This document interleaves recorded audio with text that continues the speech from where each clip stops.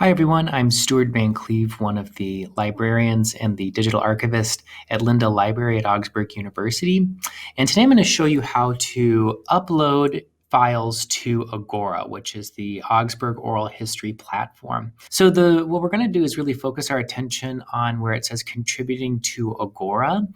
So there are 3 separate steps involved with it that relate to the 3 different files that you need to upload in order to ensure that your oral history project gets added into our system and made available to the public. So we're going to start with step 1, which is the consent and release form section. So in this section, you'll see that there is a link to the oral history consent and release form. I'm going to open that up in a new tab, just so that you can see that the consent and release form is a document that includes text that your participant or the person you're interviewing is going to need to read. They're going to need to put their initials next to both of these sections, and they're also going to need to fill out this information right here. That's going to be on a printed piece of paper, and you're going to need to scan that signed document and create a PDF out of that scanned document. So it's going to need to be one PDF with all of the pages of this document inside of it. Can't be separate PDFs for each page, so they all have to be brought together. So when your participant has signed that form and you've scanned it into a PDF, you're going to be ready to actually submit that signed consent and release form.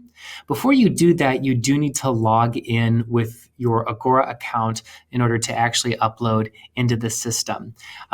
When you start your project, you should have a login information available to you, especially if you're a student in a class. If you don't have login information that's been made available to you, you can certainly request that. To request a login, you're going to go to Augorah. You're going to click right there to get back to the Augorah main page. You can look over here at questions and contacts. There is a contact us section. And then you're going to see my email is right there. So you can send me an email and request a login as well as a password, which I will provide for you. So let's say that you have that login as well as that password. You're going to click right here where it says login, and you're going to enter in your username as well as your password. So I'm using a test example for the purposes of this tutorial, but like I said, you will have a username that's been made available to you. And then I've logged in to the system into Augorah because it shows me that I've been a member for a while. So what I'm going to do is get back to the Augorah main page where I just was by just hitting on that back button. Actually, I'm going to close out of this tab, and then there we are. So you just close out of the tab, and now you're logged in to the system. So now it's time to submit the signed consent and release form, and I'm going to click right down here, still in step 1, in that green box that says submit the signed consent and release form. When I have done that, I'm going to have to select a content model to ingest. That's just a type of file. So you're going to upload a PDF, which is what the consent and release form has been scanned into. We're going to say next. And you're going to see a lot of different choices here, but the only 2 that you're going to need to look at are the Augsburg Community submissions. And in this example, for step 1, it's going to be the consent and release form. So that option right there. You're going to click on that and click next. You're going to need to fill in some basic information about your project, and you're actually going to do this for each form. So this is kind of the first of these pages that you're going to see. And in this one, it's fairly simple, and you're going to enter in some basic information. And below each of these fields, you'll see instructions for how to write it out, how to actually type it out. So it's going to be oral history interview with... I'm going to make sure that's capitalized there. And I'm just going to do first, last name, just so you can see that is where you'll enter in the first and the last name of your participant, followed by a comma and then the year in which you have created the recording. The creator is going to be your name because you are the person who has created this oral history. So it's the interviewer who's going to be the creator. The contributor is going to be the person who you did the interview with. So I'm going to do first, last name. Right there, you can add another person. So you can add a second person, and then you'll need to click on that second person to do second person. So you can add more than one person if you've interviewed more than one person at a time. You have the choice of adding subjects. These are kind of like tags or hashtags. You can think about it that way. So subjects, what this interview is about. There are some examples you could do. For example, Augsburg University. Somebody might be doing an oral history project where they're talking about Augsburg. So it would be Augsburg University. If you're interviewing staff, you can do staff. If you're interviewing faculty, you can do Augsburg University faculty. And I think you get the kind of general idea there. So you can add subjects as well. So let's say you filled out those forms. You're going to click on Next. And then here's where you're actually going to drag the file of your signed consent and release form. That's going to be, I have it right here. It's just the example. So you're going to take it, you're going to drag it in there, and then you have to start the upload. And then once it is uploaded and it has that green check next to it, then you click on Ingest. Okay, so we're going to click on Ingest to have the system actually ingest this form into the system. It might take a little bit of time for it to actually ingest that into the system. And so you will see, if you see something down here, that means that you have actually ingested it into the system. I know it says right here, the object is not active, but that just means that it isn't actually live to the public. We review these before that we actually make them publicly visible. So that's why you see that yellow mark here. But you can see green right here, you successfully added it, submitted it into the system. So you're going to then go back to where it says oral histories right here for step 2, which is going to be the MP3 of your recorded interview. So we click on step 2, you're still logged in, and then we're going to submit the MP3 of your oral history. So that's going to be that second part is going to be adding in the actual recording itself. So this time we're going to upload an audio file, which is an MP3. We're going to click on Next. And this should look familiar. It's a similar kind of form to the one that you did for the consent and release. So we're going to say oral history interview with test. I'm just going to do test this time, but it's going to be your participant's full name. So to be consistent, I suppose we can do first, last name. Creator is again going to be the person who created the interview, which is going to be you, and then the person who you are interviewing. So I have that filling out for me. The description is different. So this is actually something that people will see, and it basically allows you to describe the interview and what the interview is about. And so you can see that there's a kind of general question here. We recommend that you write at least 3 sentences describing your participant. So I do provide an example here that I recommend that you read, but it just includes like the names that get mentioned a bunch and other kinds of basic information. So I'm just going to copy that example and paste it in here, keeping in mind that this is something that is going to be publicly visible. The consent status, you just submitted the consent release form, so you have to submit it before you do the audio file. That's why the consent release form is step 1. So you're going to make sure that we know that the consent release form has been submitted. The date of creation is written as year, month, day. And I have an example here so you can see what it looks like. This is an archival standard for writing out dates. So you can see I wrote it just this way, keeping in mind that like if it were August 1st, it would be 01, not 1. So it's a little fussy, I understand that, but it's just so that everything is consistently written. And kind of consistent that way.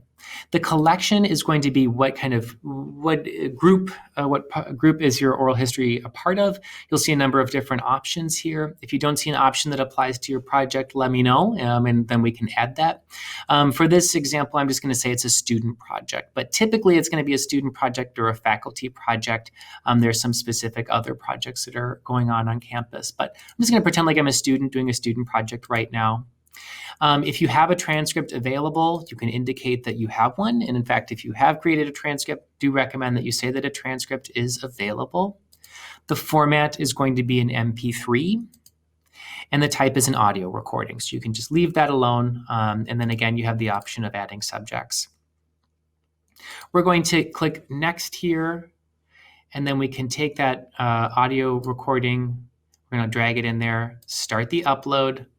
You can add a picture by uploading a thumbnail. So this is where you're going to add that photograph if you have one, but we're going to not do that for right now, but you could add that if you wanted to, and then we're going to say ingest. It'll do the same thing one more time. Okay, so we have successfully uploaded the recording, the audio file of our oral history interview. And you can again see that when it shows up like this and you actually see a viewer of it, that means that it has successfully uploaded. Keeping in mind again that if it says the object is not active, that just means that we haven't reviewed it yet. And it hasn't been fully integrated into the system, but you actually have uploaded it. So don't be worried, you've uploaded it. Okay, so we're going to go back to the oral history page for step 3, and that's to get right here to oral histories, which takes you to the Augorah main page. And then we're going to go to step 3, which is to submit a PDF of the interview transcript. We'll click on step 3. You're going to see that there is an important notice right here, which is that if your participant requests to review the transcript prior to it being uploaded, it is your responsibility to ensure that they review it before you submit it to Augorah. We assume that transcripts that we receive have been approved by the participant if they expect to be able to review it. So just keep that in mind. We operate under that assumption. I have a link here that directs you to something called otter.ai, which is a really helpful tool that can kind of generate a rough draft of a transcript that you can then edit. So there's a link to that right here. But I'm just going to assume that you have a PDF of the interview transcript. And you're going to click right here to where it says submit the PDF of your interview transcript. And when we do that, it'll take us back to this page that should be familiar by now. We're going to click on, and it's not an image that we're uploading, we're actually uploading a PDF. So we're going to click on where it says upload a PDF.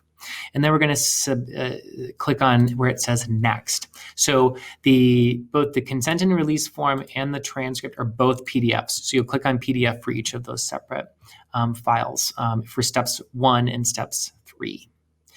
You'll see again, there's this submissions section here, and this time you're going to click on submit audio, MP3, or transcript PDF. So you're going to click on that very last option right there. You're going to click on next. So you're going to enter in this information one last time, which is going to be the same thing that you had entered in for everything else. And then you're going to enter in your name again. And then you're going to enter in that person's name again that you had interviewed. I understand that there's some tedium here associated with this, but this just ensures that every single piece of the oral history is adequately described so that we know what we're looking at when we're actually processing it. And then there's the description again. And I'm going to just copy the same example that I had used before. If you are planning on processing a number of oral histories, and if you want to make sure that they look consistent in the description, you may want to just write that on a separate Google Doc or something like that and have it open in a separate tab and copy and paste it. Or you can even just write it down on a piece of paper so you can type it in each time. So you're just going to have that same description a second time. The consent status again, you've already submitted that, so you'll indicate that. The date will be the same date because it is just a transcript from that oral history collection. So you can see that there's a lot of stuff that's very similar here. We're just doing the same thing again. The transcript is available because you're actually uploading it right now. The format will be a PDF. And the type will be a transcript. So again, that's going to be another thing that's a little, you have to watch out to make sure that you say that the type is a transcript. And you can add those subjects again. So we're going to click on next here. And you now can drag the file in. So this is the example transcript that I have here. And so I'm just going to take that and I'm going to drag it into here and start the upload. And then once it turns green, then I can ingest it and then add it into the system. So you've added those 3 pieces. You followed each step corresponding to each file that is a part of the oral history project. And then you'll see that your transcript has been added. You will not see the recording right away. It won't actually show up in Augorah right away. That's because we actually have to review the oral history recording and add some additional information to it before it is made available to the public. So keep that in mind. When you upload something, it does take a little bit of time for us to actually add it to the system, but you can, after some time, expect to see it in Augorah. And you can right up here, if you see that there's a black bar, you can log out when you're actually all done, and it will just take you right back to the main page of the Augsburg University archives.